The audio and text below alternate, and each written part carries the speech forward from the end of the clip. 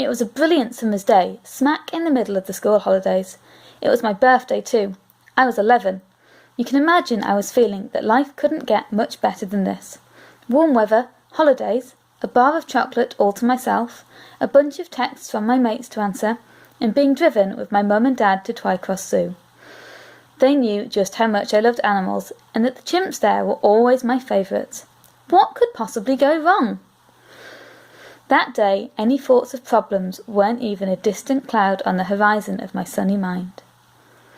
Finally, we arrived at Twycross Zoo. I was jumping with excitement on my car seat as we drove past the many cages holding the wild animals with not a care in the world.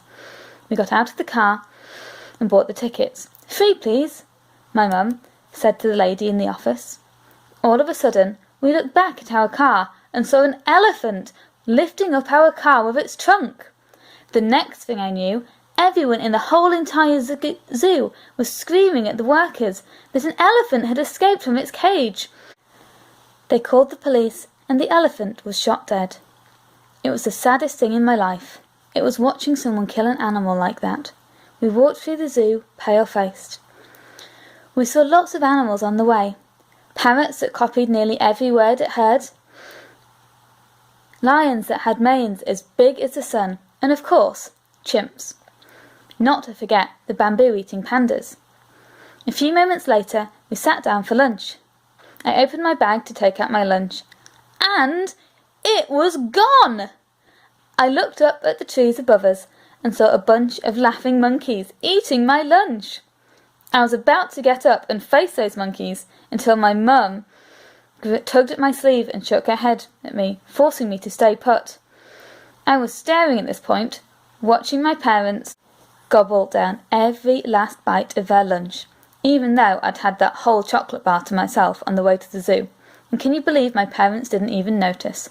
Then they did notice, and at least they bought me a granola, a pack of crisps, and a leaf-shaped biscuit. It was okay, I guess. And they also got me a whipped cream bun, and that was good. And by this time, my mum and dad insisted on going back home. I had to resist, of course, because I wouldn't get another chance to do this again. The next surprise waiting for me was probably the best of the day. My granny was waiting for us in the car park next to her old minivan, its green paint peeling off with the sunlight. Then I remembered how I saw Dad on the phone earlier on.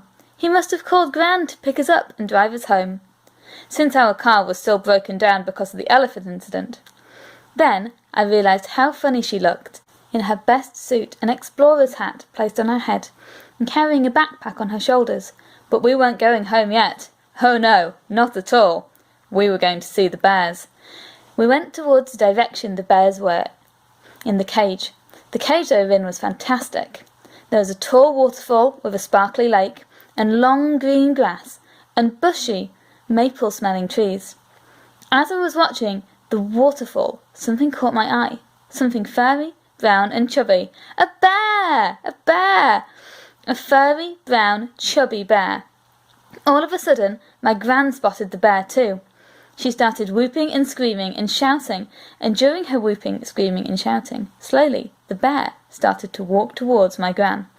And then both my Gran and the bear were staring at each other, out of the blue. The bear roared in my Gran's face, covering her in bear saliva. She ran to the ladies' restroom to wash her face, so that we were left sitting on a bench, waiting for her to come back. When she did come out, eventually, she told us that we were leaving immediately. So we started to walk back to the Gran's minivan. But on the way, there was a rather big shock. The elephant they had shot dead earlier was, well, not dead. I shook my mum's arm and told her, "Mum, the elephant they killed earlier isn't dead anymore," I said. She looked at the elephant. "It wasn't dead, silly. They never killed it in the first place either. It was shot with a tranquilizer dart that would put it to sleep so they could take it back to its cage," she said. "Oh," I replied. I guess I was dumb enough for not to have known that. As my Gran drove us back home, I texted back to my mates about my adventure at Twycross Zoo. Laugh out loud. One of them texted back to me, "I mean, yeah, I guess it was a kind of funny birthday trip, to spend my birthday for, even though I went through some very unfortunate events, but at least I get another chocolate bar all to myself. Or, so I think, and I can't wait to eat my birthday cake.